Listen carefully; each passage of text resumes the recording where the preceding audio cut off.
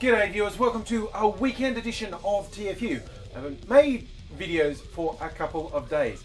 The reason, if you're in Australia, you would have seen this news story. I think it made a little bit around the world. In Melbourne, where I live, actually where I work, there was an awful incident where this guy drove his car through a pedestrian mall and killed 4 or 5 people, and that actually affected me more than I thought it would. It was right near where I work, and weirdly I didn't go to work on Friday. I was sick, I had a cold, so I missed the drama, thankfully from my perspective.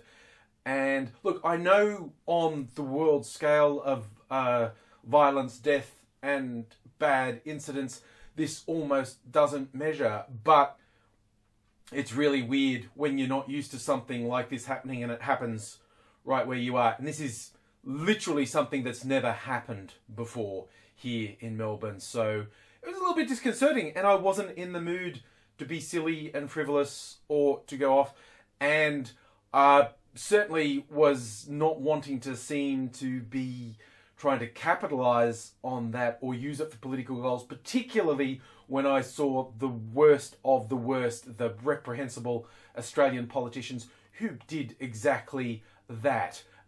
Used it to push their political agendas, namely pieces of shit that I regularly call out, David Leonholm and Pauline Hanson, and it was despicable and awful, and I don't want to talk about it anymore because it's weird. It just feels too personal, it's too close, but that's why I haven't made videos for a couple of days. So deep breath, talk about the big fucked up issue. The Trump inauguration happened, and interestingly, having delayed making this video for a couple of days, a lot more things have come out that I can talk about. Now, the interesting thing was the poor turnout for the Trump inauguration, and it's become really interesting because of Trump and his press secretary's insistence on denying that. Now, this is getting strange. Like, I'm almost thinking, are we meant to feel sorry for him? Is that it? When he does the pathetic, I had such a big crowd, there was 1 million, 1.5 million people. Do they not now know how photos and video work? The fact, okay, politicians lie all the time. The White House press secretary is like, oh God, the crappiest job, no matter who's in charge. Your job is to go out there and tell lies about what's happening and gloss over the bad things that are happening. People tend to burn out in that job really quickly. This dude, I have no idea, his actual first outing, just to tell this ridiculous lie. Like, everyone saw the photos and videos, and yes, if you wanted to really take the piss, some photos you could show from a particular angle with completely empty stands just to embarrass them. But almost to say that's not true, then the press secretary showed a really constrained view right at the podium, that of course is where everyone was, that showed a lot of people in a really constrained view. And he came up with this ridiculous line about, oh, more people used DC's transport system on the day of Trump's inauguration than they did on the day of Obama's inauguration.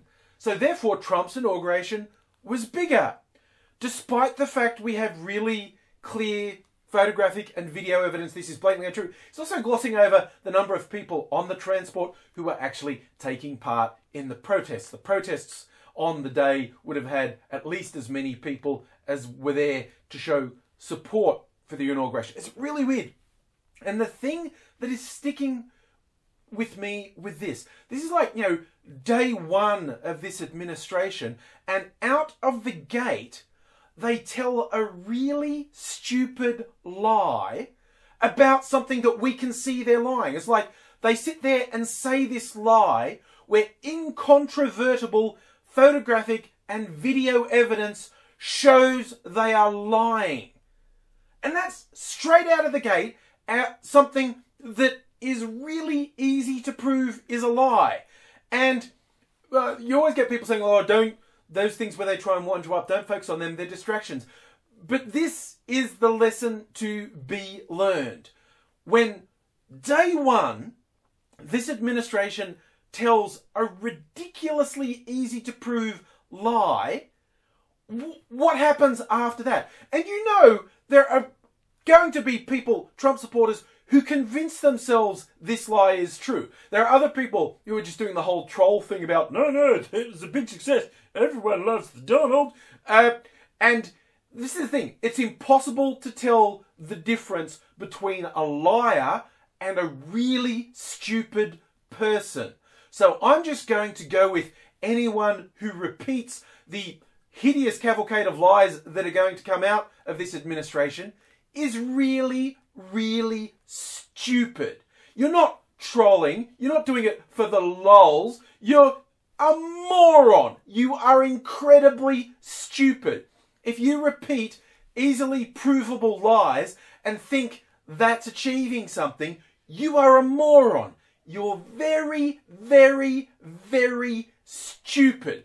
I mean, I almost think there's a ploy to make us feel sorry for Trump. Like, he gave a speech at the CIA headquarters where he rabbited on all this shit, and he looked really sad and pathetic. It's like, wait, are you trying to make me feel sorry for him? Is that him to make him look like the world's biggest loser so I feel mean for kicking him when he's down?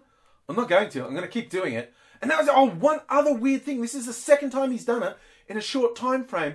Having these press conference speeches thingies and having hired people to cheer and clap. He's done that twice now. What the fuck is that? What level of pathetic is behind that? That is so sad.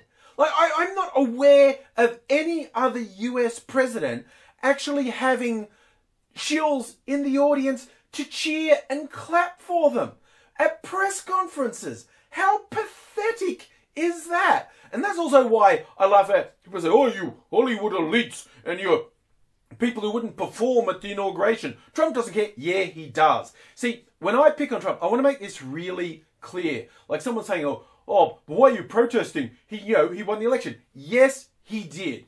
Anything negative I say about Trump is never saying he didn't win the election. If I point out that he lost the popular vote by almost 3 million votes and that Clinton got a higher popular vote than any Republican in history got, I just say that because it upsets Trump and his supporters. It doesn't mean he didn't win the election. He won the election. But little facts, and that's what they are, facts, really upset Trump and his supporters to the extent they make ridiculous statements and outright lies and say really irrelevant things like, well, if you don't count New York and California, Trump won the popular vote. Yes, if you don't count most of the votes, the result is different. For fuck's sake. Oh, but, look, this is funny. I'm going to give some credit here because the story is one of the first things Trump's going to do is cut a bunch of arts funding, specifically the National Endowment for the Arts and maybe public radio too.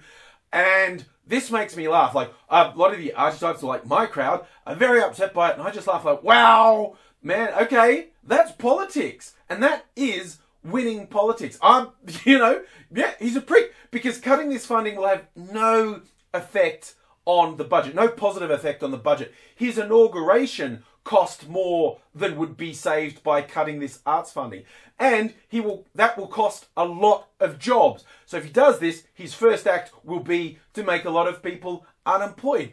But it's pure politics. I mean, okay, it's spiteful and childish, like his supporters who will love it. And it upsets the people he wants to upset. He's really hurt at how he's been given no credibility. How, the celebs which he desperately wants the approval of clearly show disdain for him. But arty types will get really upset about this. This is revenge politics. This is pathetic playground behaviour. And this is setting the tone. But hey, in terms of politics, this is win-win. He's saying, I'm cutting this funding. He's upsetting the people he wants to upset. His supporters will love it. So it's pure politics that's made a win. And I guess I actually don't care that much about hoity-toity arts funding, quite honestly. So, yeah, good policy, Trump. Oh, and the one other thing I wanted to say about his inauguration. One of the neo-Nazi founders of the alt-right, in other words, just, ongoing neo-Nazis, got punched in the face on camera. He was being interviewed by America's ABC network, and someone just ran up and punched him in the face. And this is being celebrated by a lot of people, including me. A lot of people go, oh no, violence is not the answer. It fucking is against Nazis, you know. That's the only thing that stops them. You know, asking them to see reason doesn't work. Look, when a blatant white supremacist who has actively advocated for ethnic cleansing of religious and racial groups he doesn't like is given credibility, that's a fucking problem. Punching the piece of shit in the face should just be the start. The problem is media and politicians giving garbage like this a platform and giving them some sort of credibility and normalising him. I mean, people always say, ooh, would I have been the person who didn't give the Nazi arm salute to Hitler in the crowd? Ooh, what would I have done in the civil rights era if I'd been? Here's your fucking chance, okay? When this administration has made it clear they're going to punish different racial groups, different sexual groups, different religious groups, when they are going to punish and persecute the weak, that's when you fucking stand up. And if you think it's a bigger problem that a Nazi got punched in the face than it is that a Nazi is being given a platform, that tells me all I need to know about you.